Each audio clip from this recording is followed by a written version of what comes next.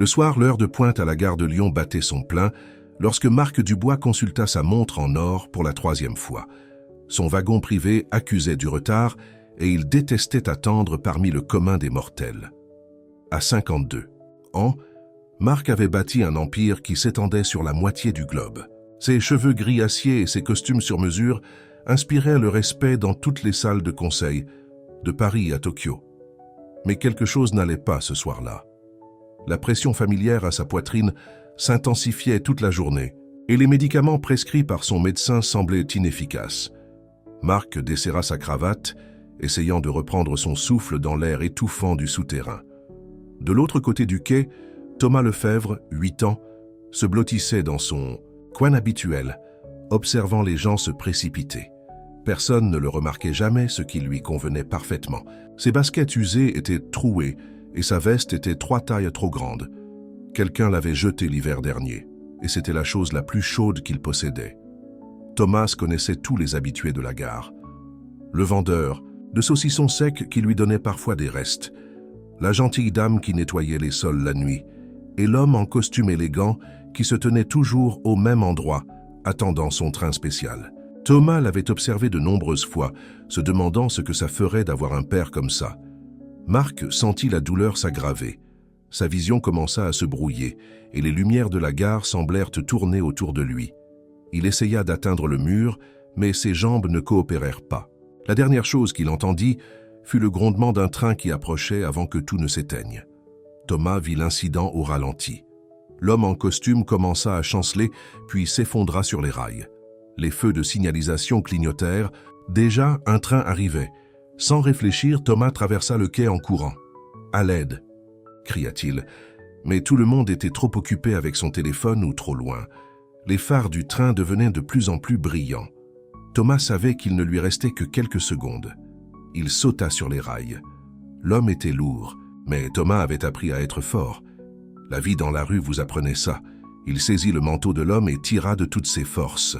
« S'il vous plaît, monsieur, vous devez m'aider » supplia Thomas. L'homme gémit, mais ne bougea pas. La corne du train retentit dans la gare. Thomas pouvait sentir les vibrations des rails sous ses pieds. D'un dernier sursaut de force désespérée, Thomas réussit à faire rouler l'homme hors des rails. Ils tombèrent ensemble sur le quai, juste au moment où le train rugissait, faisant tourbillonner la veste déchiquetée de Thomas dans le vent. Une foule se rassembla autour d'eux. Quelqu'un appelait à l'aide. Marc ouvrit lentement les yeux, la tête qui tournait. Il se retrouva à regarder le visage inquiet d'un jeune garçon aux joues sales et à l'expression la plus déterminée qu'il n'ait jamais vue. « Vous allez ? Bien, monsieur ?» demanda Thomas, la voix un peu tremblante. Marc essaya de s'asseoir, mais la douleur à la poitrine le fit grimacer. « Vous m'avez sauvé la vie. »« Ouais, je suppose que oui. » Thomas réussit un petit sourire, puis commença à reculer comme il le faisait toujours lorsqu'il y avait trop de monde autour de lui. « Attendez !» appela Marc. « S'il vous plaît, comment vous appelez-vous? Laissez-moi vous aider. » Thomas hésita. Il avait appris à ne pas faire confiance aux offres d'aide. Elles venaient généralement avec des conditions, mais quelque chose dans les yeux de l'homme le fit s'arrêter. « Thomas, » dit-il doucement, « Thomas Lefebvre. Je suis Marc, Marc Dubois, et je vous dois tout. Tout ce que vous voulez, de l'argent, des vêtements, un endroit où dormir. » Thomas regarda ses chaussures usées. « Je n'ai pas besoin d'argent, » murmura-t-il, « ni de jouets, ni de rien de tout ça. » Marc fronça les sourcils. « Alors, que voulez-vous » Les mots sortirent avant que Thomas ne puisse les arrêter. « Pourriez-vous simplement être mon père, juste pour une journée ?» La demande frappa Marc comme un coup physique. En toutes ces années d'accords commerciaux et de négociations, personne ne lui avait jamais demandé quelque chose d'aussi simple et pourtant d'aussi profond. Il pensa à son propre père décédé alors que Marc était jeune, le laissant construire son empire seul. Il pensa à la solitude de son immense appartement de luxe, à la vanité parfois de sa richesse. Les ambulanciers arrivaient maintenant, se frayant un chemin à travers la foule avec leur équipement. Mais Marc ne pouvait détacher ses yeux du petit garçon courageux qui lui avait sauvé la vie et qui n'avait ensuite demandé que de l'amour en retour. « Une journée ?» dit Marc doucement. « Non, Thomas, une journée ne suffirait pas. » Les yeux de Thomas s'écarquillèrent. « Qu'est-ce que vous voulez dire ?» Mais avant que Marc ne puisse répondre, les ambulanciers le soulevaient sur une civière. Sa douleur thoracique s'aggravait à nouveau. « Ne partez pas », réussit-il à dire à Thomas. « S'il vous plaît, restez avec moi. » Thomas regarda pendant qu'il chargeait Marc dans l'ambulance. Un policier essaya de le faire partir, mais Marc appela faiblement. « Il vient avec moi. Il est de la famille. » Alors que les portes de l'ambulance se refermaient et que les sirènes se mettaient à hurler, Thomas se retrouva assis à côté de la civière, tenant la main de l'homme le plus riche de Paris. Aucun d'eux ne le savait encore, mais leur vie avait changé à jamais d'une manière qui allait bien au-delà de ce sauvetage sur les rails. Et quelque part dans les ténèbres qui s'épaississaient dehors, une ville qui avait été cruelle envers eux deux de différentes manières s'apprêtait à assister à une histoire de deuxième chance qui toucherait les cœurs et changerait des vies bien au-delà des murs de la gare de Lyon. La salle des urgences de l'hôpital Necker-Enfants Malades bourdonnait d'activité à l'arrivée de Marc Dubois. Les médecins se précipitèrent autour de sa civière, tandis que Thomas essayait de suivre, tenant toujours la main de Marc. Une infirmière arrêta Thomas à l'entrée de la salle de traumatologie. « Vous devrez attendre dehors, mon chéri », dit-elle gentiment. Le visage de Thomas tomba. Il avait l'habitude qu'on lui dise d'attendre dehors, mais Marc ne lâchait pas sa main. « Il reste », insista Marc, la voix faible mais ferme. « S'il vous plaît. » L'infirmière sembla incertaine, mais quelque chose dans les yeux de Marc la fit hocher la tête. « D'accord, mais restez à l'écart, jeune homme. » Thomas s'appuya contre le mur, regardant les médecins brancher Marc à des machines et lui enfoncer des aiguilles dans le bras. Il n'était jamais allé à l'hôpital auparavant, du moins pas depuis qu'il s'en souvenait. Les bips des machines le faisaient un peu peur, mais il refusa de le montrer. « Monsieur Dubois, » dit un médecin en regardant les résultats des tests, « vous faites une crise cardiaque. Nous devons opérer immédiatement. » Marc hocha lentement la tête puis se tourna vers Thomas. « Ne partez nulle part. Promets-le-moi. »« Je le promets, » chuchota Thomas. Alors qu'ils emmenaient Marc vers la salle d'opération, une assistante sociale apparut à côté de Thomas. Son badge indiquait « Madame Dubois ». « Bonjour », dit-elle doucement. « Nous devrions appeler vos parents. »« Je n'en ai pas », la coupa Thomas. « Et je ne pars pas. Je le lui ai promis. » Madame Dubois fronça les sourcils. « Vous ne pouvez pas rester ici seul. Règlement intérieur de l'hôpital, laissez-le rester. » Une voix grave les interrompit. Un homme grand et élégant en costume cher se dirigeait dans le couloir. « Je suis Richard Moreau, l'avocat de Monsieur Dubois. Le garçon a sauvé la vie de mon client ce soir. Tout ce dont il a besoin, il l'aura. » Thomas n'avait jamais eu personne pour le défendre auparavant. Il regarda avec étonnement Richard sortir son téléphone et passer des appels. En moins d'une heure, un agent de sécurité apporta à Thomas un sandwich et des vêtements propres de la boutique de l'hôpital. « L'opération de Monsieur Dubois durera plusieurs heures, » expliqua Richard. « Pourquoi ne me parlez-vous pas de vous, Thomas ?» Thomas picora son sandwich. « Il n'y a pas grand-chose à dire. J'ai été seul depuis la mort de ma mère il y a 2 ans. Les familles d'accueil n'ont pas marché. » L'expression de Richard s'adoucit. « Et votre père? Je ne l'ai jamais connu. Maman a dit qu'il est parti avant ma naissance. » L'opération dura 5 heures. Thomas dormit sur une chaise de la salle d'attente, mais se réveilla chaque fois que quelqu'un passait. Enfin, le médecin sortit, fatigué mais soulagé. « Monsieur Dubois a survécu à l'opération, » annonça-t-il. « Il est maintenant stable. » Thomas sentit des larmes aux yeux, mais les essuya rapidement. Les enfants des rues ne pleuraient pas. Ils le laissèrent rendre visite à Marc en salle de réveil. Le puissant homme d'affaires avait l'air différent maintenant, branché à toutes ces machines.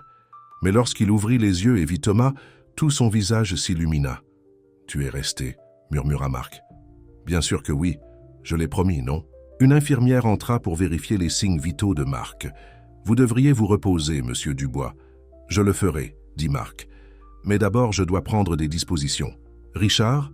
L'avocat s'avança, son téléphone à la main.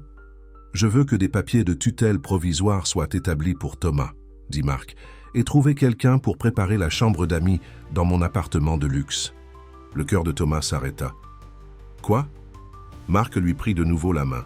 « Tu as demandé une journée comme mon fils.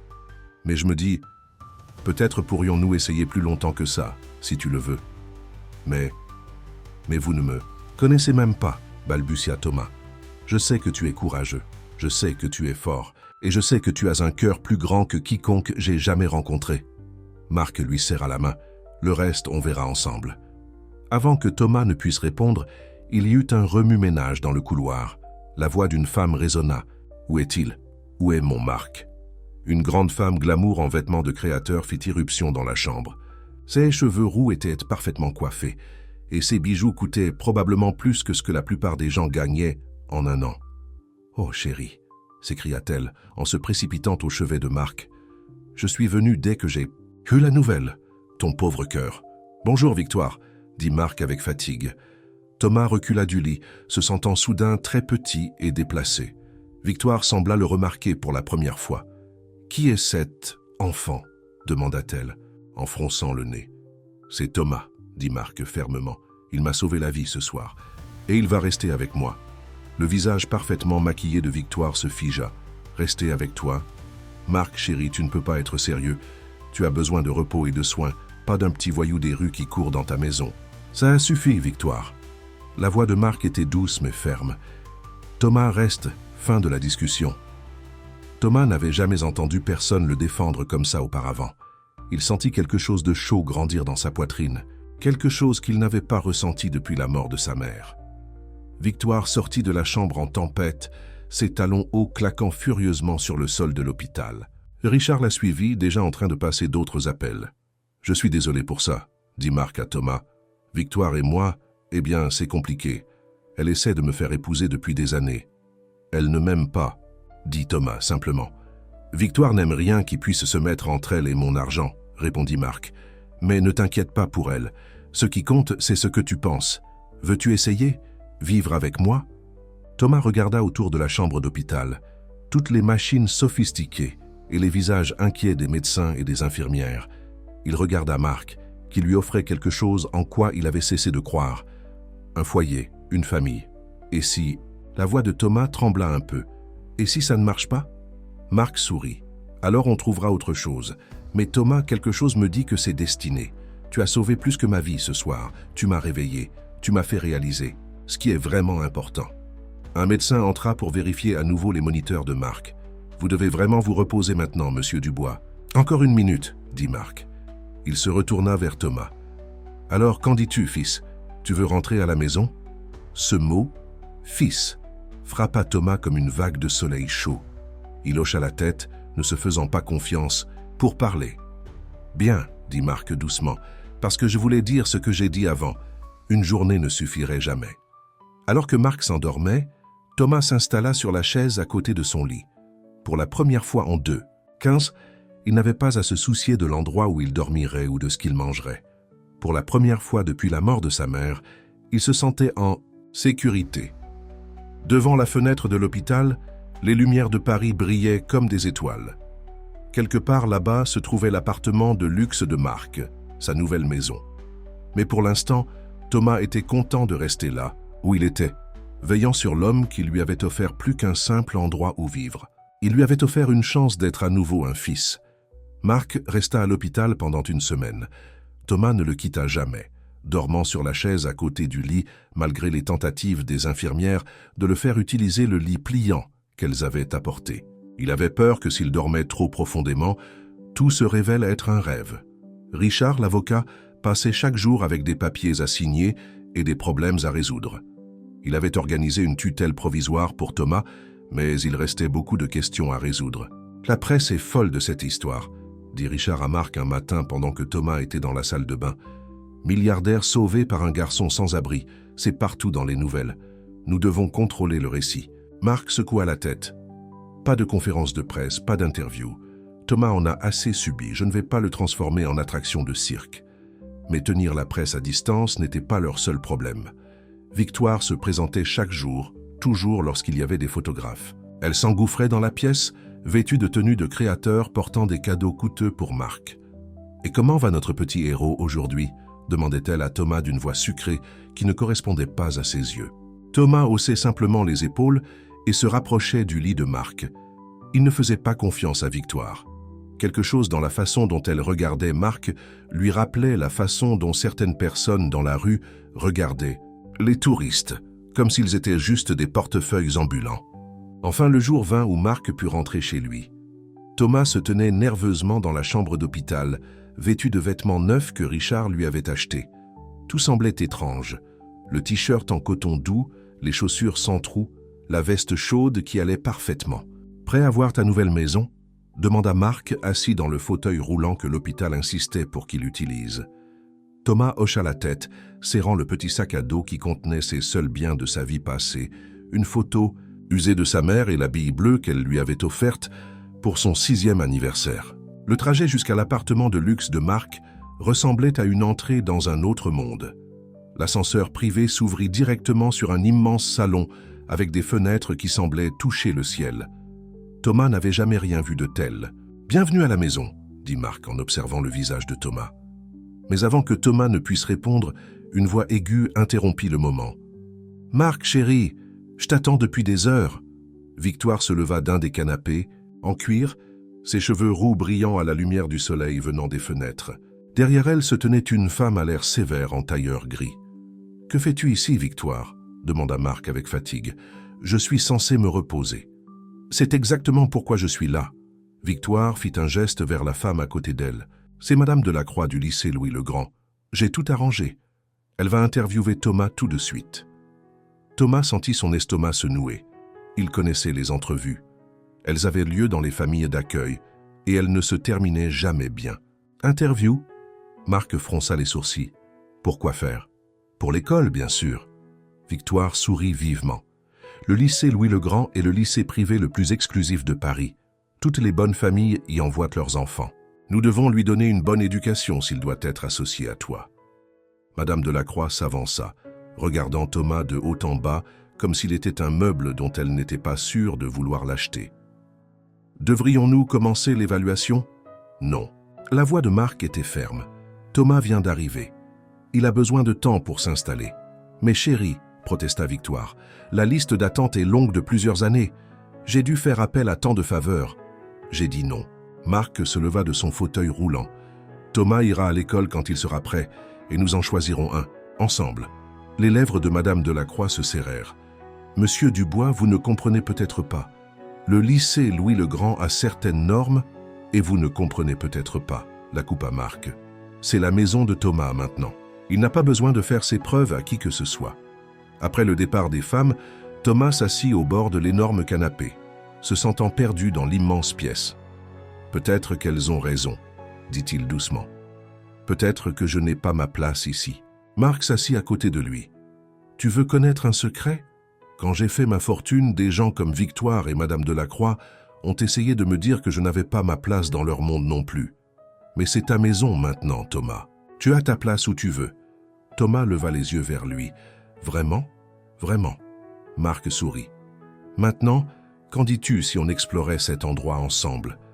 J'ai fait installer ta chambre, mais on peut changer tout ce que tu n'aimes pas. » La chambre de Thomas s'avéra plus grande que n'importe quel appartement dont il se souvenait avoir vécu avec sa mère. Il y avait un énorme lit, un bureau avec un ordinateur et un mur de rayons vide qui attendèrent d'être remplis. « C'est trop, » murmura Thomas. « Et c'est juste ce qu'il faut, » le corrigea Marc. « Bien qu'il faille peut-être te trouver des livres pour ces rayons. Aimes-tu lire ?» Thomas hocha lentement la tête. « Maman me lisait des histoires, avant qu'elle ne tombe malade. » Marc posa une main sur l'épaule de Thomas. « Parle-moi d'elle. » Et pour la première fois depuis qu'il vivait chez Marc, Thomas sentit des larmes couler sur ses joues. Il raconta à Marc sa mère, comment elle souriait toujours, même lorsque les choses étaient difficiles, comment elle travaillait 2 emplois pour les nourrir, comment elle était tombée malade et ne pouvait plus travailler. « Elle m'a fait promettre d'être brave, » dit Thomas en s'essuyant les yeux. « Mais parfois j'ai peur. »« Être brave ne signifie pas que tu n'as jamais peur, » dit Marc doucement.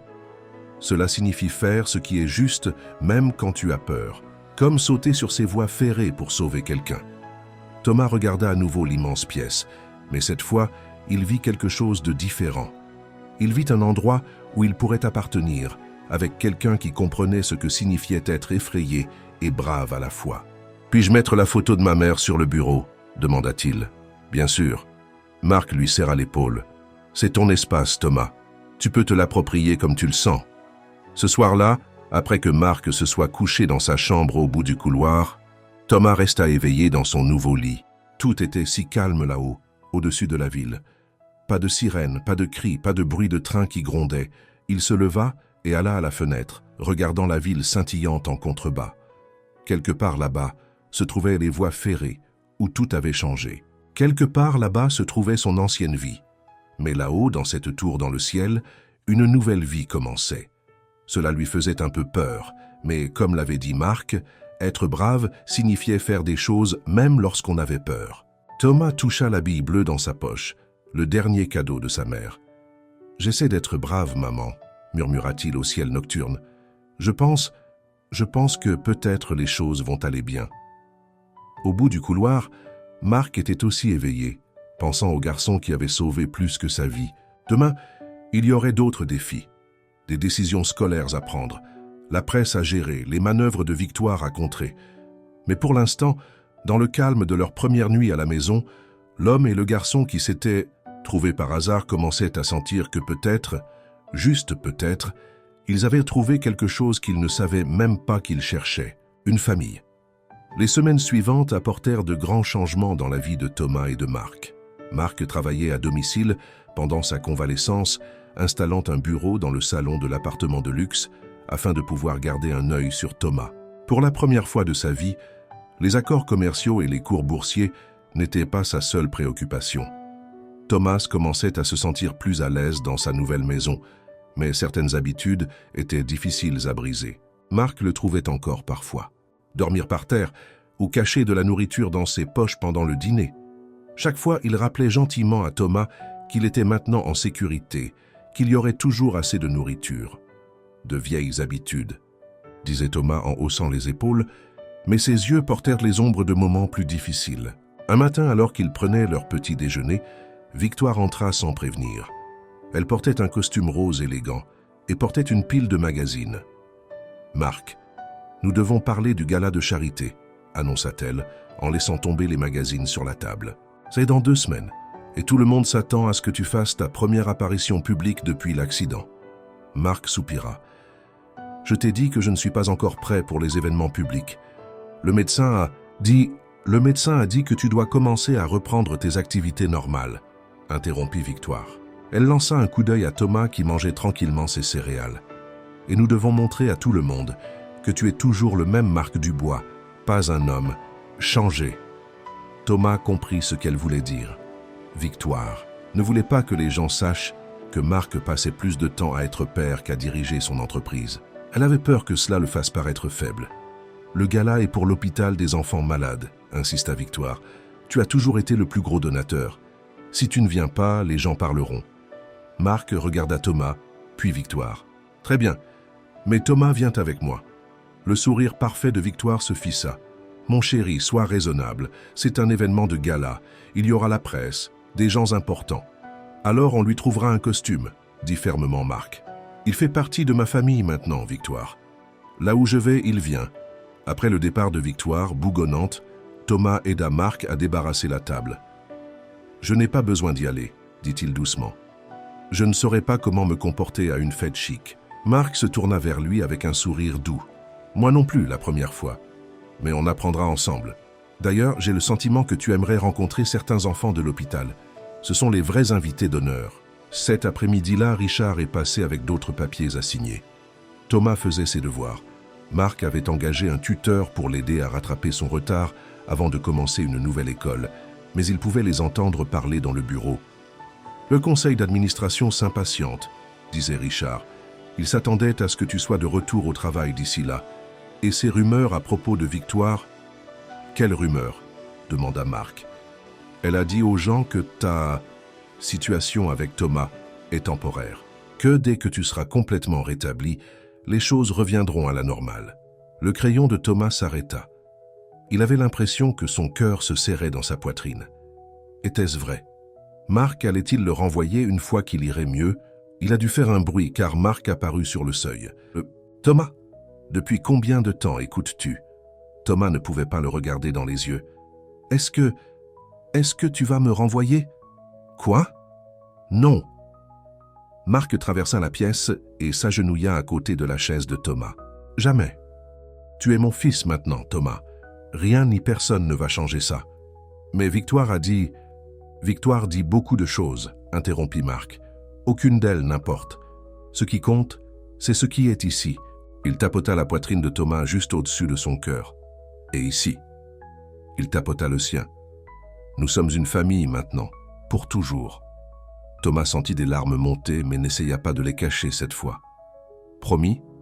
Promis. Marc le serra fort dans ses bras. En fait, il se tourna vers Richard qui regardait de la porte.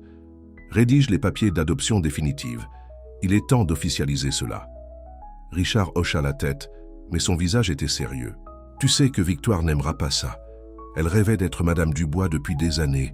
Un fils adoptif pourrait compliquer ses projets concernant ta succession. Tant mieux, dit fermement Marc, parce que Thomas ne va nulle part et il est temps que tout le monde le sache. Ce soir-là, Marc emmena Thomas faire les magasins pour son costume de gala.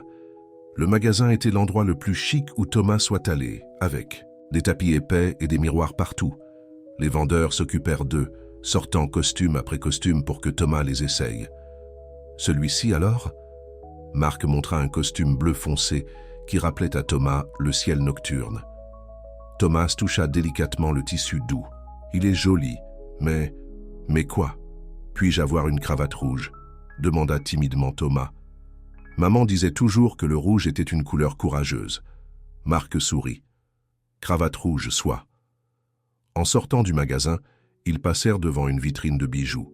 Thomas s'arrêta regardant quelque chose dans la vitrine. « Qu'est-ce que c'est » demanda Marc. Thomas pointa un simple pendentif en argent en forme de train. « C'est comme celui qui arrivait quand on s'est rencontrés. » Sans hésitation, Marc rappela le vendeur. « On prend ça aussi. » Plus tard dans la soirée, Thomas était assis sur son lit, tenant le pendentif. Il pouvait entendre Marc au téléphone dans son bureau, passant d'autres appels professionnels. Mais maintenant, il savait qu'il n'avait pas à s'inquiéter d'être renvoyé. Marc l'avait choisi, tout comme il avait choisi Marc ce soir-là sur le quai de la gare. Il se leva et alla à son bureau, prenant la photo de sa mère. « J'aimerais que tu puisses le rencontrer, maman, » murmura-t-il. « Je pense que tu l'aimerais. Il prend soin de moi comme tu le faisais. » Un léger coup à sa porte le fit lever les yeux.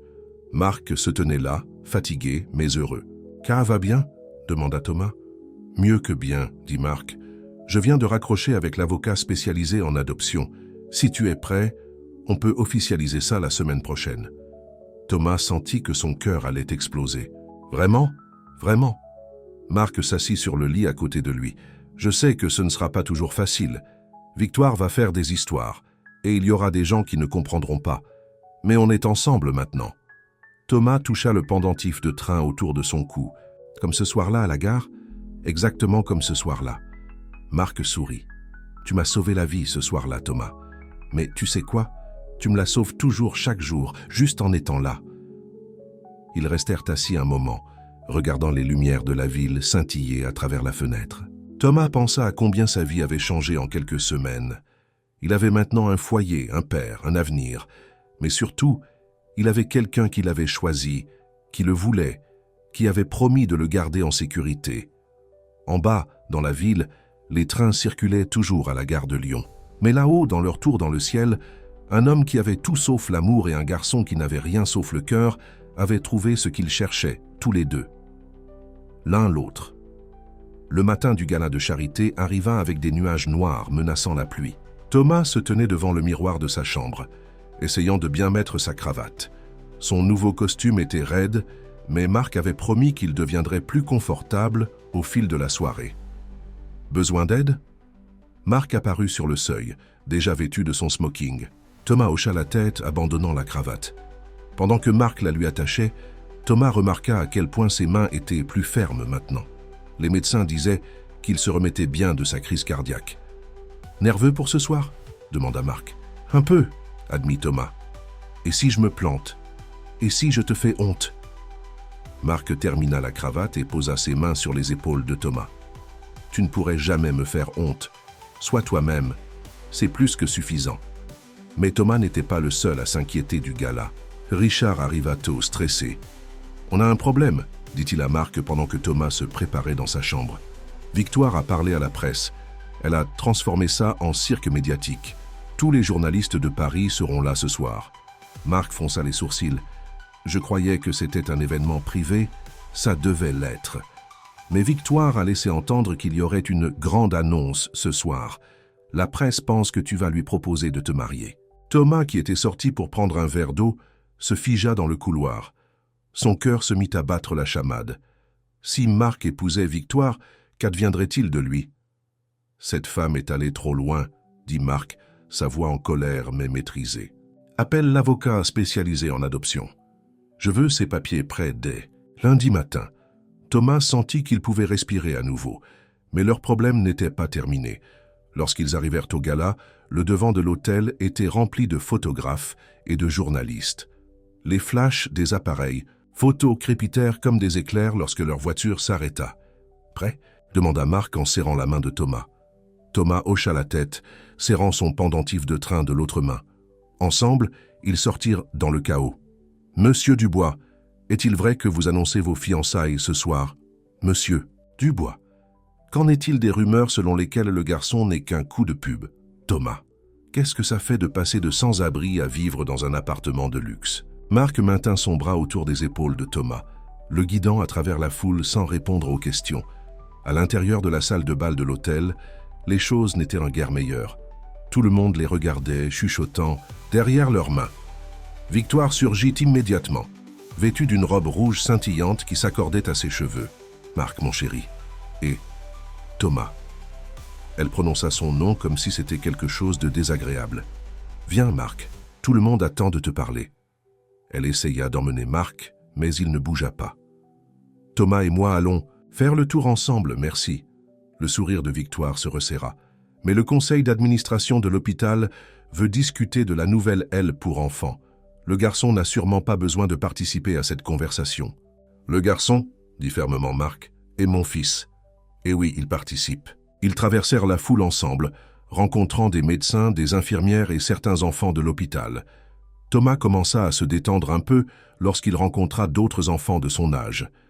Certains étaient malades, mais ils étaient tous enthousiastes à l'idée de la fête. « Avez-vous vraiment sauvé la vie de Monsieur Dubois ?» demanda une fillette en fauteuil roulant à Thomas. Avant que Thomas ne puisse répondre, une voix aiguë coupa la conversation. « Quelle histoire charmante !» C'était Madame Delacroix du lycée Louis-le-Grand, debout avec un groupe de personnes à l'air riche. « Mais sûrement, Monsieur Dubois, vous ne pouvez pas être sérieux au sujet de son adoption. Pensez à votre réputation. » La salle devint très silencieuse. Thomas sentit tous les regards se tourner vers lui, le jugeant, se demandant. Mais Marc fit quelque chose qui surprit tout le monde. Il prit la main de Thomas et le conduisit sur scène où jouait le groupe. Prenant le micro, il s'adressa à toute la salle. « Beaucoup d'entre vous se demandent pourquoi je suis ici ce soir, » commença-t-il. « Vous avez entendu des rumeurs sur des annonces et des fiançailles. Eh bien, j'ai une annonce à faire. » Victoire se précipita en avant, le visage rayonnant d'attente. Mais Marc ne la regardait pas. « Il y a 8 semaines, j'ai failli mourir sur un quai de gare. Un petit garçon, sans rien à son nom, a risqué sa vie pour me sauver. Il n'a rien demandé en retour, sauf de savoir ce que c'était que d'avoir un père, ne serait-ce qu'un jour. » La voix de Marc devint épaisse d'émotion. Ce jour s'est transformé en semaine, et ces semaines m'ont montré ce qui compte vraiment dans la vie. Il se tourna vers Thomas, qui se tenait nerveusement à côté de lui. « Thomas Lefebvre m'a sauvé plus que la vie ce soir-là. Il m'a sauvé le cœur de toutes les manières possibles. Et lundi matin, je déposerai les papiers pour qu'il devienne officiellement ce qu'il est déjà à tous égards, mon fils. » La salle éclata en soupirs et en chuchotements. Le visage de Victoire devint aussi rouge que sa robe. Mais Thomas ne remarqua presque rien de tout cela, parce que Marc le serrait fort dans ses bras, là devant tout le monde. « Je t'aime, fils, » murmura Marc, juste pour que Thomas s'entende. Thomas le serra dans ses bras, ne se souciant pas des larmes qui coulèrent sur son visage. « Je t'aime aussi, papa. » C'était la première fois qu'il disait ce mot depuis qu'il vivait chez Marc. Cela semblait juste, comme si cela avait attendu tout ce temps pour être dit. Mais leur moment fut interrompu par une agitation à l'arrière de la salle. Un homme se frayait un chemin à travers la foule suivi de policiers. « Arrêtez-vous là !» cria l'homme. « C'est mon fils !» Le corps de Thomas devint tout froid. Il connaissait cette voix, même s'il ne l'avait pas entendue depuis 8 ans. Son père l'avait retrouvé. L'homme qui avait abandonné Thomas et sa mère avant même sa naissance se tenait au milieu du gala de charité, réclamant son fils. Et soudain, le bonheur que Thomas avait trouvé semblait aussi fragile qu'une bulle de savon dans une tempête. Le gala de charité dégénéra en chaos. Les journalistes qui rôdaient à l'extérieur firent irruption dans la salle de bal, les appareils photos crépitants. Thomas resta figé sur scène, s'accrochant à la main de Marc, alors que tout son monde menaçait de s'effondrer. L'homme qui prétendait être son père se fraya un chemin à travers la foule. Il portait un costume bon marché qui ne lui allait pas bien et son visage était rouge de cris. « C'est mon garçon, je l'ai cherché partout !» Marc se plaça devant Thomas pour le protéger. « Richard !» appela-t-il à son avocat. « Faites entrer la sécurité !» Victoire observa tout avec un sourire éclatant, comme si Noël était arrivé tôt. Elle s'approcha de Madame Delacroix et chuchota assez fort pour que les autres entendent. « Je vous l'avais dit, il y aurait des complications avec ce garçon. » 2 policiers s'approchèrent de la scène. « Monsieur Dubois, dit l'un d'eux, nous devons régler ça. Cet homme prétend être Jean-Pierre Martin, le père biologique du garçon. » Thomas avait l'impression de ne plus pouvoir respirer. La pièce tournait. Il n'avait jamais vu de photos de son père. Sa mère les avait toutes jetées après. Son départ. Mais en regardant l'homme maintenant, Thomas pouvait voir son propre nez et son propre menton se refléter en lui. « Je n'ai jamais renoncé à mes droits parentaux, » annonça Jean-Pierre Martin. « J'ai droit à mon fils. » Le visage de Marc était devenu pâle, mais sa voix était ferme.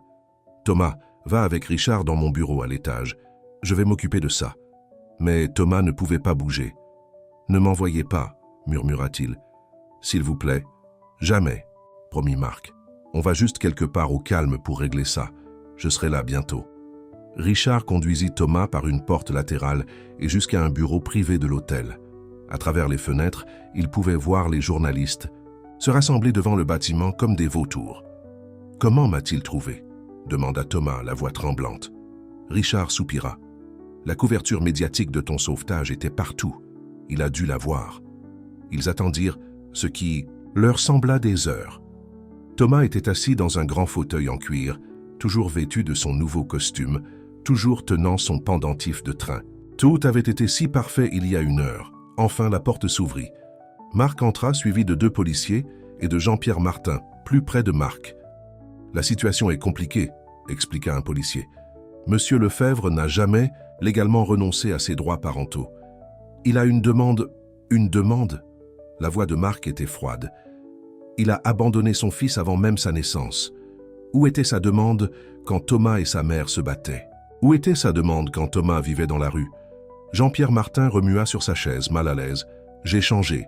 Je veux réparer les choses. »« Après 8 ans ?» rétorqua Marc. « Ou après avoir vu l'histoire de Thomas? Aux informations? Après avoir réalisé qu'il vivait avec un milliardaire ?» Le visage de Wilson rougit de nouveau. « C'est mon sang. Vous ne pouvez pas simplement acheter mon fils. Ça suffit. » Tout le monde se tourna pour regarder. « Thomas !» Il était debout maintenant, les larmes coulant sur son visage, mais sa voix était forte. « Vous n'êtes pas mon père, » dit-il à Wilson. « Un père ne part pas. Un père n'attend pas que son fils soit à la télévision pour venir le chercher. Un père vous aime, vous protège et vous arrange votre cravate quand vous êtes nerveux avant une fête. » Marc posa sa main sur l'épaule de Thomas, et Thomas tira de sa force de son contact. « Où étiez-vous quand maman est tombée malade ?» demanda Thomas. « Où étiez-vous quand elle est morte? Où étiez-vous quand je dormais dans les gares et que je mangeais dans les poubelles ?» Wilson recula d'un pas, surpris par la fureur dans la voix du petit garçon. « J'ai un père. Maintenant, » continua Thomas, « un vrai. Et vous ne pouvez pas me le prendre. Je ne vous le laisserai pas faire. » Un des policiers se racla la gorge. « Monsieur Lefebvre, saviez-vous que votre fils était sans abri après la mort de sa mère ? » Je ne savais pas qu'elle était morte, » murmura Wilson. « Et pourtant, vous n'avez fait aucun effort pour les retrouver en 8 ans. » L'officier sortit un carnet. Pas de pensions alimentaires, aucune tentative. De contact ? La confiance de Wilson commença à s'effondrer. « J'avais des problèmes, des dettes de jeu, » interrompit Marc. « Mes enquêteurs les ont trouvés, avec 3 autres enfants que vous avez abandonnés. Dans différents états. » Les policiers échangèrent des regards. « Monsieur Lefebvre, nous allons devoir vous demander de venir au commissariat. Il y a quelques mandats dont nous devons discuter. » Alors qu'ils emmenaient Wilson, il se retourna. « Thomas, s'il te plaît, je suis ton vrai père. » Mais Thomas se serra simplement plus fort dans la main de Marc. « Non, dit-il doucement, Tu n'es que l'homme qui est parti. » Après leur départ, Thomas s'effondra dans les bras de Marc, laissant enfin sortir toutes les larmes et la peur qu'il avait contenues. « J'avais tellement peur, » sanglota-t-il. « Je pensais qu'il me forcerait à partir. » Avec lui, Marc le serra fort dans ses bras. « Jamais, je te le promets, Thomas. Nous allons nous battre ensemble. Richard est déjà en train de déposer des papiers d'urgence pour bloquer toute demande de garde. Wilson devra prouver qu'il est un parent apte. Et d'après ce que nous avons découvert sur son passé, cela ne va pas arriver. » Thomas leva les yeux vers lui. « On peut rentrer à la maison ?»« Bien sûr. » Marc essuya les larmes de Thomas avec son pouce. « Bien que j'imagine qu'il y a encore des journalistes partout. Penses-tu pouvoir être courageux encore ? Un peu plus longtemps. » Thomas toucha son pendentif de train. « Maman disait toujours que le courage ne signifie pas que tu n'as pas peur. Ça veut dire que tu continues quand même. » Marc sourit. « Ta mère était une femme très sage. J'aurais aimé la rencontrer. Elle vous aurait aimé, dit Thomas, parce que vous prenez soin de moi comme elle le faisait. » Ils descendirent dans le hall de l'hôtel où Richard les attendait avec des agents de sécurité pour les escorter jusqu'à leur voiture. Comme prévu, les journalistes les assaillirent, criant des questions. « Monsieur Dubois, allez-vous vous battre pour la garde ? Thomas, veux-tu vivre avec ton vrai père ? Cette bataille pour la garde va-t-elle affecter l'adoption ?» Mais Thomas et Marc traversèrent tout cela ensemble, aucun des deux ne lâchant la main de l'autre. Lorsqu'ils arrivèrent à leur voiture, Thomas vit Victoire debout près de l'entrée de l'hôtel, furieuse que son plan pour ruiner la soirée n'ait pas fonctionné comme elle l'avait espéré. Le trajet de retour fut silencieux. Thomas s'appuya contre Marc, épuisé émotionnellement. « Papa ?» dit-il doucement. Le cœur de Marc se gonfla à ce mot. « Oui, fils, on va quand même aller bien, n'est-ce pas ?» Marc le serra plus fort dans ses bras. « Plus que bien. Tu sais pourquoi ? Parce que la vraie famille ne dépend pas du sang, de l'ADN ou de qui était. Là en premier, c'est une question d'amour, de choix et de qui est là quand c'est important. Et je te choisis, Thomas.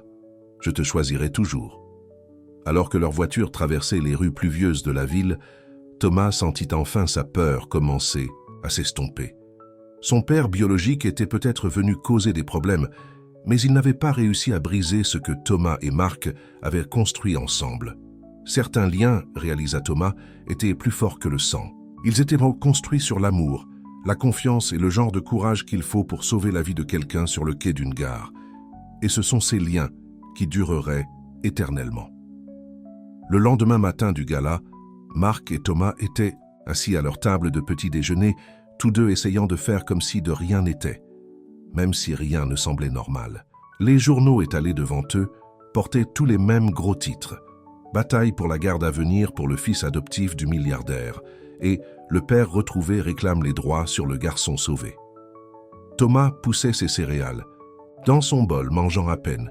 Tout le monde à l'école va savoir ça, n'est-ce pas? Marc posa sa tasse de café. Ils avaient prévu que Thomas commence à sa nouvelle école la semaine prochaine. On peut attendre si tu veux, laisser les choses se calmer. Mais Thomas secoua la tête. Maman disait toujours que fuir les problèmes ne fait que les aggraver. Marc sourit. Ta mère avait encore raison. Mais tu n'as pas à faire face à ces problèmes seul. Plus maintenant. L'ascenseur sonna et Richard entra en portant sa mallette. Il avait l'air de ne pas avoir dormi de la nuit. C'est grave ? Demanda Marc pendant que Thomas allait se préparer pour sa séance de soutien scolaire. Richard répandit d'autres papiers sur la table. Jean-Pierre Lefebvre a engagé un avocat, Gloria Chase. Elle est spécialisée dans les batailles pour la garde et adore la publicité. Ils prétendent que Lefebvre s'est réformé et veut faire amende honorable. Réformé, Marc ricana. Il était à un casino hier soir après avoir quitté le commissariat. Mes enquêteurs l'ont suivi. On va utiliser ça, l'assura Richard. Mais Victoire sème aussi le trouble. Elle donne des interviews, parlant de comment. Elle savait toujours que prendre Thomas allait mener à des complications. Le visage de Marc s'assombrit. Je veux qu'elle soit bannie du bâtiment. Et appelle le conseil. Programme une réunion d'urgence pour demain. Il est temps qu'ils comprennent que certaines choses sont plus importantes que les cours. Boursier. Thomas revint juste au moment où le téléphone de Marc sonna. C'était le conseil d'administration de l'hôpital, exigeant de savoir comment le gala de charité s'était transformé en cirque médiatique. Marc prit l'appel dans son bureau, laissant Thomas avec Richard. Vont-ils me faire parler? À lui? demanda Thomas doucement. Jean-Pierre Lefebvre, je veux dire. Richard posa une main douce sur son épaule. Pas si tu ne veux pas. Tu as des droits aussi, Thomas. Et Marc et moi allons les protéger. L'ascenseur sonna de nouveau. Cette fois, c'était Sarah, la tutrice de Thomas, qui arrivait pour leur séance du matin. Mais elle n'était pas seule. « Je suis désolé, monsieur Dubois », dit la voix du concierge par l'intercom. Elle a insisté pour monter. Elle a dit qu'elle avait des papiers à remettre.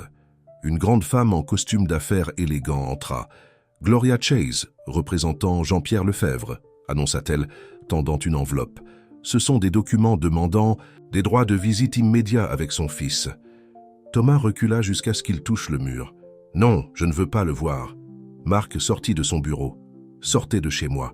Vous ne pouvez pas simplement débarquer ici. »« Fait, je le peux, » dit Chase avec calme. « Et si vous essayez d'empêcher tout contact entre mon client et son fils, ça ne fera pas bonne impression auprès du juge.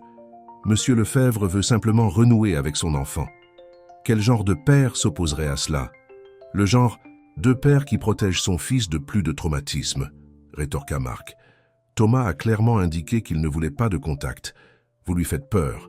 Chase se tourna vers Thomas avec un sourire compatissant et habituel.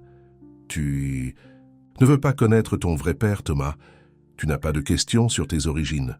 Je sais d'où je viens, dit Thomas, la voix tremblante mais déterminée. Je viens de ma mère qui m'a aimé même quand nous n'avions rien. Et maintenant j'ai un vrai père qui m'aime aussi. Je n'ai pas besoin d'un autre. Le sourire de Chase se fana un peu. Le tribunal pourrait voir les choses différemment. Les liens du sang sont très importants. Plus important que l'amour, défia Thomas. Plus important que le choix, votre client a choisi de partir, Marc a choisi de rester. C'est le seul lien du sang qui compte pour moi, celui que vous choisissez de garder. Tout le monde regarda Thomas, surpris par la sagesse de ses paroles. Même Chase semblait prise au dépourvu.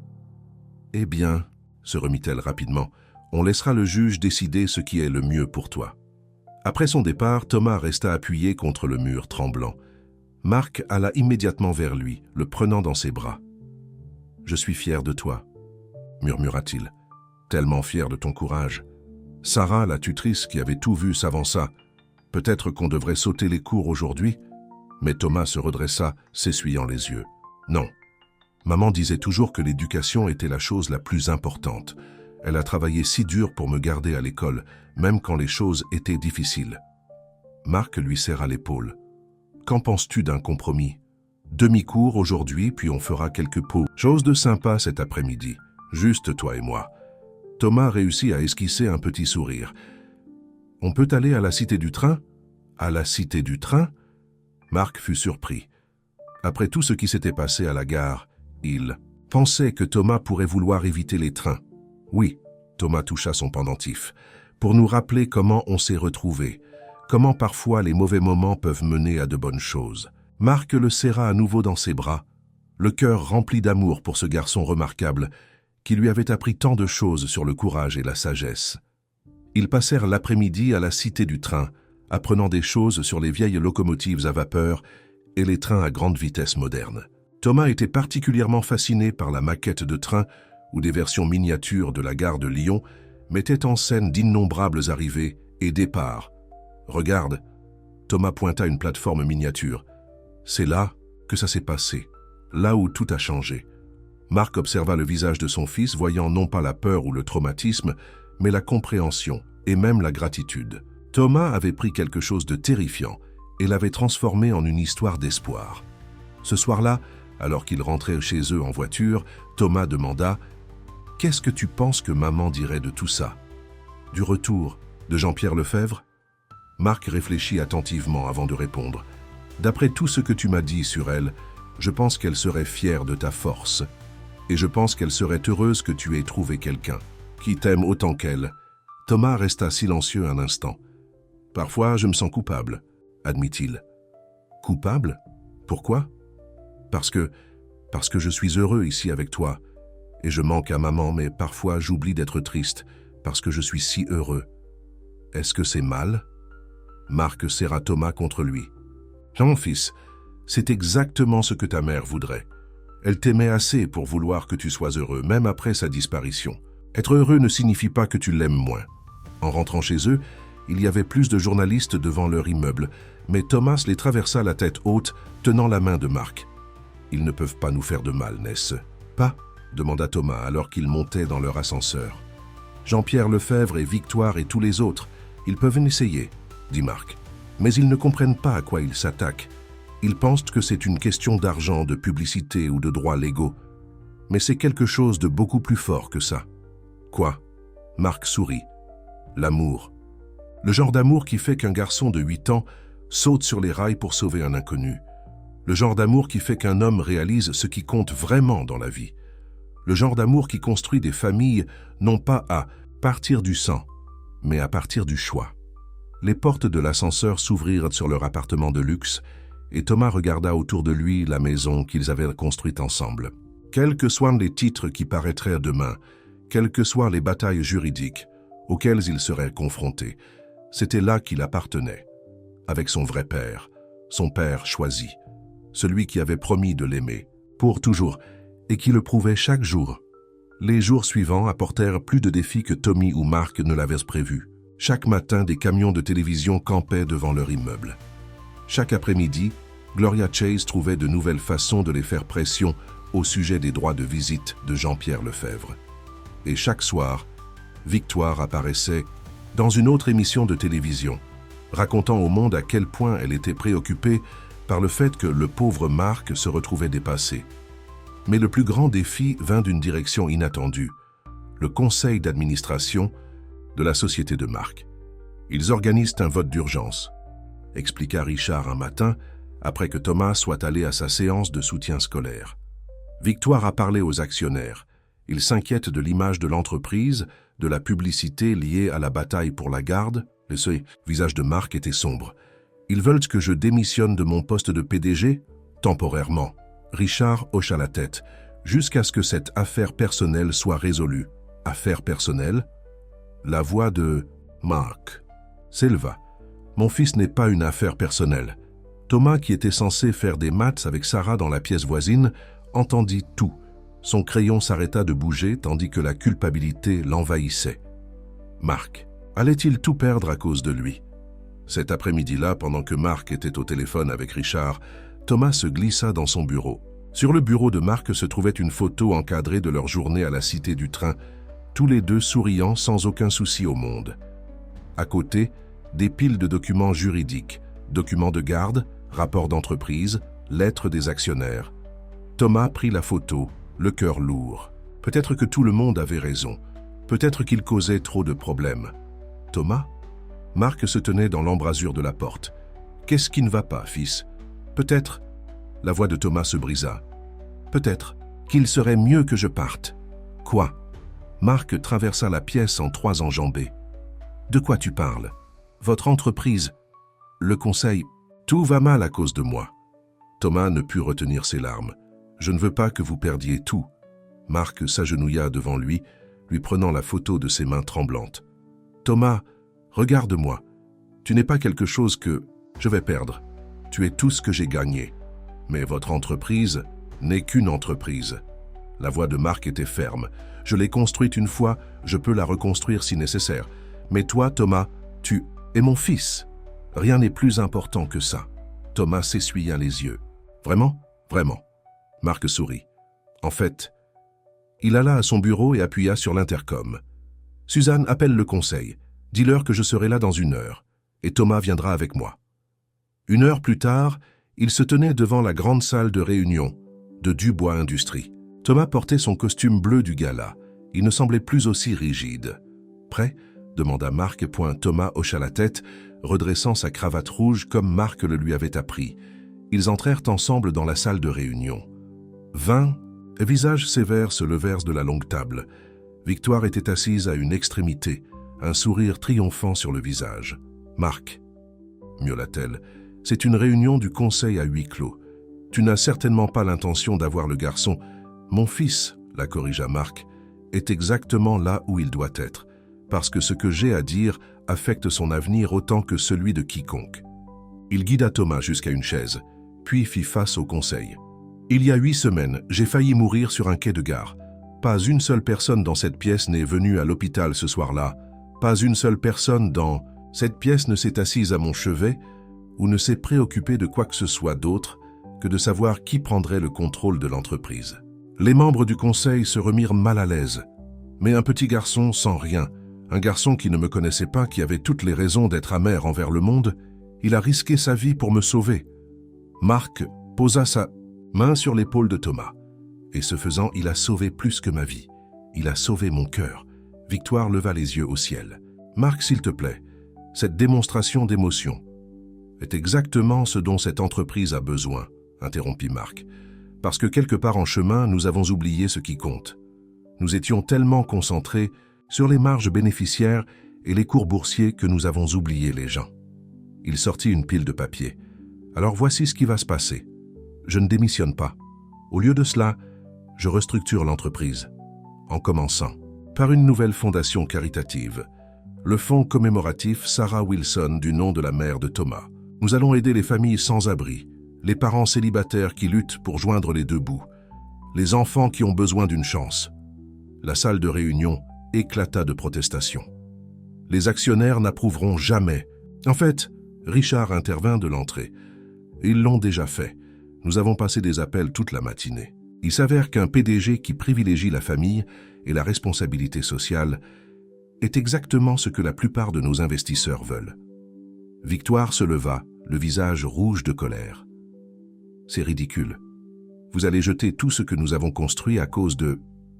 Marc dit calmement, « Je construis quelque chose de mieux parce que mon fils m'a montré ce qui compte vraiment. Et quant à ce que nous avons construit, il sourit froidement. Consultez votre contrat. Votre poste de vice-président était toujours subordonné à l'approbation du conseil d'administration. Approbation que vous n'avez plus. » La bouche de Victoire s'ouvrit. « Vous ne pouvez pas me licencier. Considérez cela comme une leçon sur ce qui compte vraiment. » Marc se tourna vers Thomas. « Prêt à rentrer à la maison, fils ?» Thomas se leva, se sentant plus grand d'une certaine manière. « Y prêt, papa ?» Alors qu'ils sortaient, les membres du conseil criant toujours derrière eux, Thomas demanda « As-tu vraiment créé une fondation au nom de maman ?» « Oui. » Marc lui serra l'épaule. « Parce que sans elle, qui a élevé un fils si extraordinaire, je ne serais pas là. Et je veux que son héritage perdure en aidant d'autres familles qui luttent comme vous et elles l'ont fait. » Dans l'ascenseur, Thomas serra Marc dans ses bras. « J'avais peur que tu perdes tout à cause de moi. »« Thomas, » dit Marc doucement, « grâce à toi, j'ai enfin tout ce qui compte. » Mais leur victoire à la réunion du conseil n'a pas résolu tous leurs problèmes. En rentrant chez eux, Richard les attendait avec des nouvelles concernant l'affaire de garde. « Jean-Pierre Martin demande une audience, » dit-il, « la semaine prochaine. Il va témoigner de ses changements, de sa volonté de réparer les choses. » Le bonheur de Thomas s'est estompé. « Dois-je le voir ?»« Non, » dit fermement Marc, « mais tu devras peut-être parler à un juge, leur dire ce que tu veux. » Thomas toucha son pendentif en forme de train réfléchissant. « Comme à la réunion du conseil? Juste dire la vérité ?»« Exactement comme ça. » Marc sourit fièrement. « Sois juste toi-même, brave et honnête. » Cette nuit-là, Thomas eut du mal à dormir. Il alla à sa fenêtre, regardant les lumières de la ville. Quelque part là-bas, Jean-Pierre Martin planifiait probablement ce qu'il allait dire au juge. Quelque part là-bas, Victoire tramait probablement sa vengeance. Mais ici, dans cette maison qu'il partageait avec Marc, Thomas se sentait en sécurité. Parce qu'il savait maintenant que la vraie force ne résidait pas dans l'argent, le pouvoir ou même les droits légaux. La vraie force était dans l'amour. Celui qui vous fait sauter sur les voies ferrées, celui qui vous fait vous battre pour ce qui compte, celui qui construit des familles à partir de choix plutôt que de liens du sang. Thomas toucha la photo près de son lit, celle de sa mère, souriante malgré toutes leurs difficultés. « J'ai bien choisi, maman, » murmura-t-il.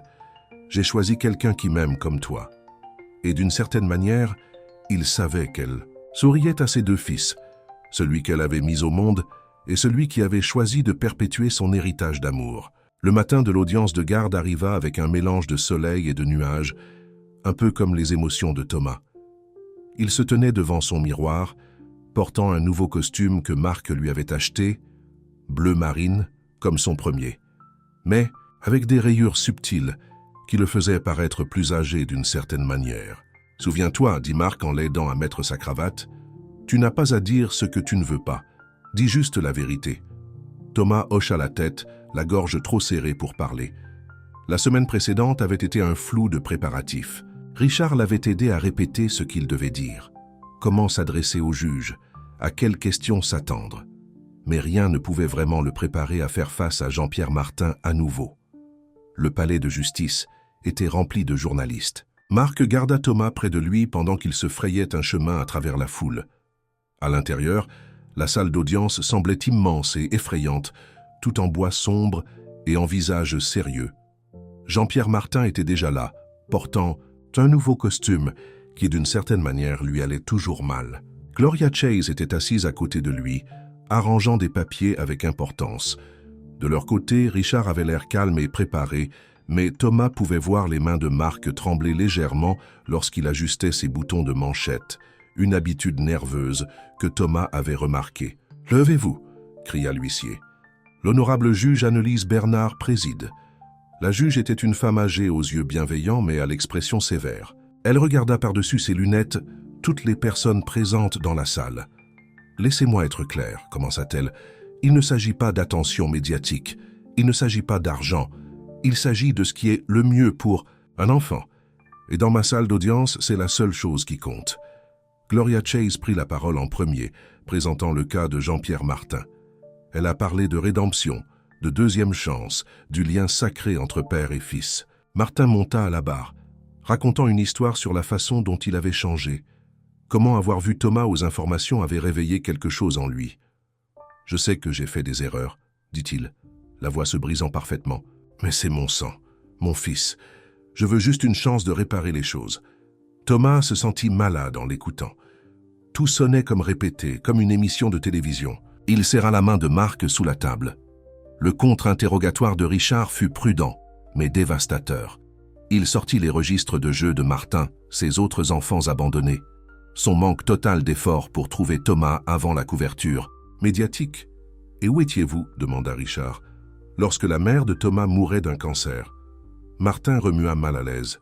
« Je ne savais pas, parce que vous n'avez jamais cherché, jamais appelé, jamais envoyé un seul euro de soutien. » La voix de Richard était calme mais ferme. « Vous prétendez que le sang compte. Mais où était ce sang lorsque votre fils dormait dans les gares? » Lorsque ce fut le tour de Marc de témoigner, il ne parla pas de son argent ou de son entreprise. Il a parlé des crêpes du matin et de l'aide aux devoirs, des cauchemars et des câlins, d'un petit garçon qu'il avait sauvé de toutes les manières possibles. « Thomas m'a choisi, dit-il simplement.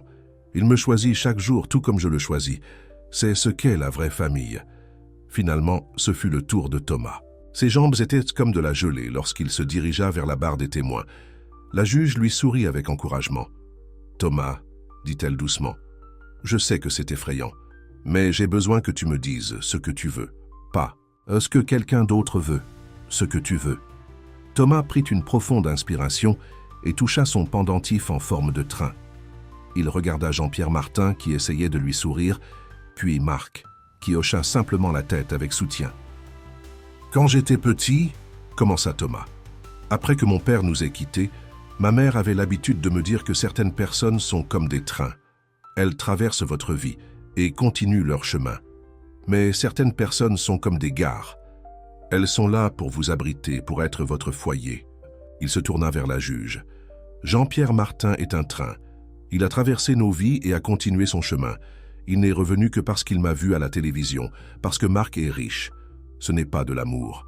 Ce n'est pas être un père. » La voix de Thomas s'est renforcée. « Marc est ma gare, c'est ma maison.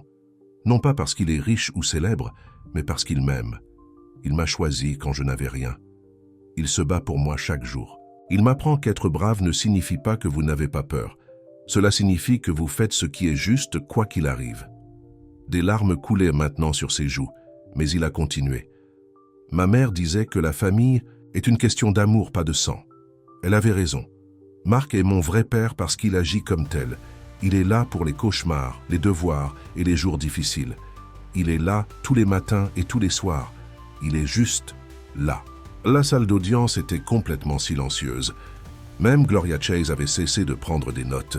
« Jean-Pierre Martin dit qu'il veut une autre chance, » continua Thomas. « Mais il a eu 8 ans de chance. 8 ans où j'avais besoin d'un père. Où était-il alors? Marc a été mon Père pendant 8 semaines, et il m'a donné plus d'amour que Jean-Pierre Martin ne l'a fait en 8 ans. Il regarda directement Martin maintenant. Vous ne pouvez pas simplement apparaître quand c'est facile et prétendre être un père. Être un père signifie être là quand c'est difficile, comme Marc l'est, comme il le sera toujours. La voix de Thomas s'est brisée. S'il vous plaît, ne me prenez pas loin de mon vrai père. S'il vous plaît, ne détruisez pas ma vraie famille. La juge resta silencieuse pendant un long moment. Puis elle regarda Jean-Pierre Martin. Monsieur Martin, avez-vous quelque chose à ajouter?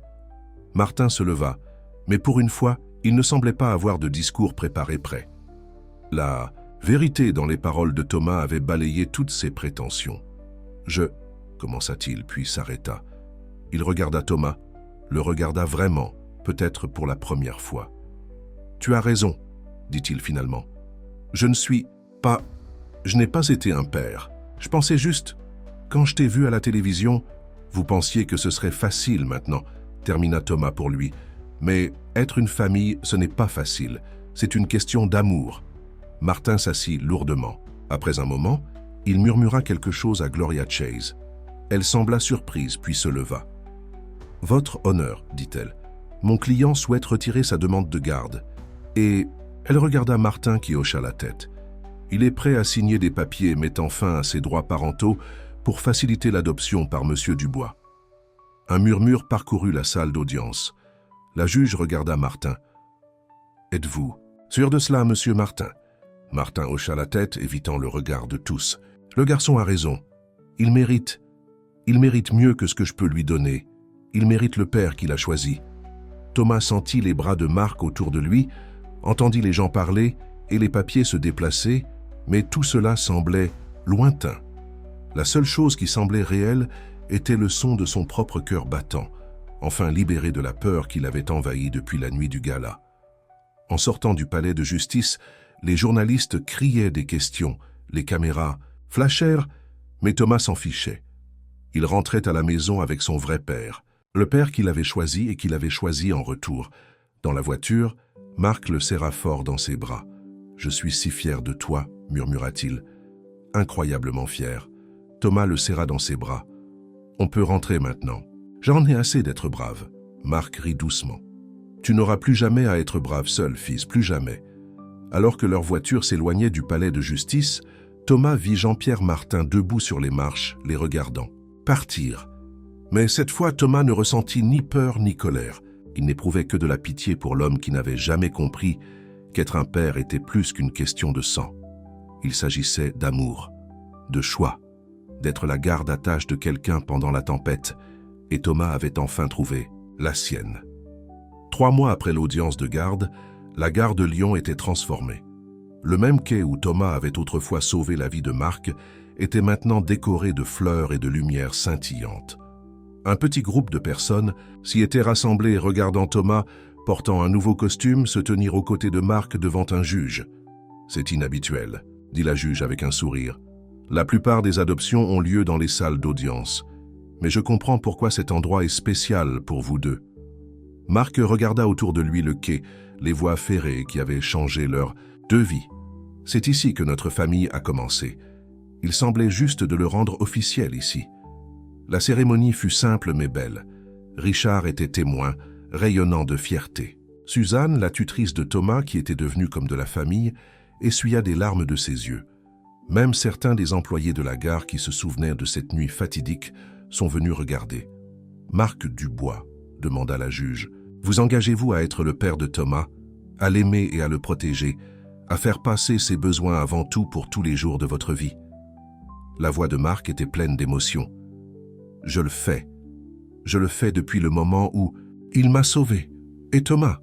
La juge se tourna vers lui. « Choisissez-vous Marc pour être votre père, pour faire confiance à son amour et à ses conseils, pour être son fils de toutes les manières qui comptent. » Thomas serra la main de Marc. « Je le fais.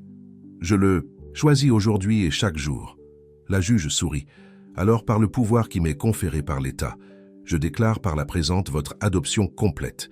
Vous êtes maintenant, légalement et pour toujours, père et fils. » La petite foule éclata en applaudissements. Marc serra Thomas dans ses bras, tous les deux en larmes de joie. « Je t'aime, papa, » murmura Thomas. « Je t'aime aussi, fils, répondit Marc, pour toujours. Alors qu'il signait les derniers papiers, Thomas remarqua quelque chose qui bougeait dans l'ombre près de la sortie de la gare. C'était Victoire, regardant de loin. Mais elle ne portait pas son maquillage parfait habituel et ses vêtements de créateur. Elle avait l'air fatiguée, vaincue. Thomas tira la manche de Marc et lui montra. Marc la vit aussi, mais au lieu de colère, son visage montra quelque chose comme de la pitié. « Devrions-nous l'inviter à la célébration ?» demanda Thomas, se surprenant lui-même. Marc regarda son fils avec fierté. « C'est très généreux de ta part, Thomas, mais je pense que Victoire doit trouver sa propre voie maintenant. Parfois, le plus grand cadeau que nous puissions faire à quelqu'un est de le laisser partir. » Victoire a dû les voir les regarder car elle s'est retournée et s'est éloignée, disparaissant dans la foule des navetteurs réguliers. Thomas se sentit un peu triste pour elle, mais il comprit ce que Marc voulait dire. Certaines personnes sont comme des trains. Elles doivent continuer à avancer jusqu'à ce qu'elles trouvent leur propre gare. La célébration a déménagé dans une salle privée du célèbre restaurant Le Train Bleu de la gare. Les tables étaient décorées de petits modèles de trains, et le gâteau comportait une sculpture en sucre parfaite de la gare sur le dessus. Richard leva son verre dans un toast. « Aux deuxièmes chances, dit-il, et au garçon de 8 ans le plus brave que j'ai jamais rencontré. » Thomas rougit lorsque tout le monde tint ses verres. Puis, il eut sa propre surprise. Il sortit un petit paquet enveloppé dessous sa chaise et le tendit à Marc. « Qu'est-ce que c'est ?» demanda Marc. « Ouvre-le, insista Thomas. À l'intérieur se trouvait une photo encadrée, mais pas n'importe quelle photo. C'était la photo usée de la mère de Thomas, celle qu'il avait portée avec lui pendant toutes ses épreuves. À côté se trouvait une nouvelle photo de Thomas et Marc de la Cité du Train, Mulhouse, tous les deux souriants. Entre les deux photos se trouvait la bille bleue de Thomas de sa mère, scellée à jamais dans le cadre. « Ainsi, toute ma famille est réunie », expliqua doucement Thomas. Marc dut s'essuyer les yeux avant de pouvoir parler. « C'est parfait, réussit-il enfin, tout comme notre famille. » Après la célébration, ils ont marché ensemble à travers la gare. Les navetteurs du soir se précipitèrent, la plupart étant trop occupés pour remarquer l'homme et le garçon bien habillés, marchant main dans la main. Mais quelques-uns des employés réguliers de la gare ont lancé des félicitations. Ils se sont arrêtés à l'endroit exact où Thomas avait tiré Marc des voies. « Avais-tu peur ?» demanda soudainement Thomas. « Cette nuit-là, je veux dire ?» Marc y réfléchit, terrifié. « Mais pas exactement de mourir. J'avais peur parce que j'ai réalisé que j'avais tout ce que le monde disait qui devrait me rendre heureux. L'argent, le succès, le pouvoir. Mais j'étais seul, vraiment seul. » Il serra la main de Thomas. « Mais ensuite, ce garçon incroyable a sauté sur les voies et a sauvé plus que ma vie. Il a sauvé mon cœur, m'a donné une raison de vivre qui était plus grande que les accords commerciaux et les comptes bancaires. » Thomas s'appuya contre lui. « J'avais peur aussi. Pas de sauter sur les voies. Cela s'est juste produit comme si mon corps savait quoi faire avant mon cerveau. J'avais peur après, quand je t'ai demandé d'être mon père pour une journée. J'avais peur que tu dises non. Le meilleur oui que j'ai jamais dit, sourit Marc, bien qu'une journée n'allait jamais suffire. » Ils se dirigèrent vers leur voiture, passant l'endroit où Thomas avait l'habitude de se cacher et d'observer la foule. Cela semblait il y a une vie, mais cela ne faisait que quelques mois. « Papa ?» demanda Thomas alors qu'ils rentraient chez eux. « Penses-tu que maman serait heureuse à propos d'aujourd'hui ?» Marc toucha les photos encadrées que Thomas lui avait données. « Je pense qu'elle serait ravie, parce qu'elle t'aimait assez pour vouloir que tu sois heureux, en sécurité, aimé. Et tu l'es. » Ce soir-là, après leur retour à la maison, Thomas se tenait à la fenêtre de sa chambre regardant la ville. Mais il n'était plus le même petit garçon effrayé qui avait l'habitude d'observer le monde depuis des endroits cachés. Maintenant, il avait un foyer, un père, un avenir. Il toucha son pendentif en forme de train, pensant à tous les changements qu'il avait amenés ici. À une mère qu'il avait aimée à travers la pauvreté et la douleur, à un homme qui avait ouvert son cœur à un garçon sans abri, à une nuit sur un quai de gare qui avait tout changé. Marc apparut dans l'embrasure de sa porte. « Prêt pour le lit, fils ?» Thomas sourit au mot « fils ». Cela semblait juste, comme si cela avait toujours attendu d'être dit entre eux. « Papa ?» demanda-t-il alors que Marc le couvrait. « Est-ce qu'on va toujours bien maintenant ?» Marc s'assit au bord du lit. « La vie aura toujours des moments difficiles, Thomas. Mais nous les affronterons ensemble. C'est ce que font les familles, les vraies familles, les familles choisies. Comme des trains et des gares, bâilla Thomas. Exactement comme ça. Marc lui embrassa le front. Nous sommes la gare d'attache l'un de l'autre, toujours. Alors que Thomas s'endormait, il pouvait entendre le bruit lointain des trains traversant la ville. Mais il n'était plus seul, il n'avait plus peur. Parce qu'il avait trouvé quelque chose de mieux que toutes les richesses du monde. Il avait trouvé son père, son foyer, sa gare d'attache pour toujours pendant la tempête, et quelque part, veillant sur eux deux, une mère souriait à la famille que son fils avait choisie, la famille qu'il avait choisie en retour. En fin de compte, c'est ça l'amour. Pas le sang, ni la naissance, ni le devoir. Juste le choix. Le choix de sauver quelqu'un sur un quai de gare. Le choix d'ouvrir son cœur à un enfant. Le choix de construire une famille à partir de rien, sauf l'amour, la confiance et le courage. De recommencer. Thomas et Marc avaient fait ce choix, et ils continueraient à le faire chaque jour pour tous les jours à venir, ensemble.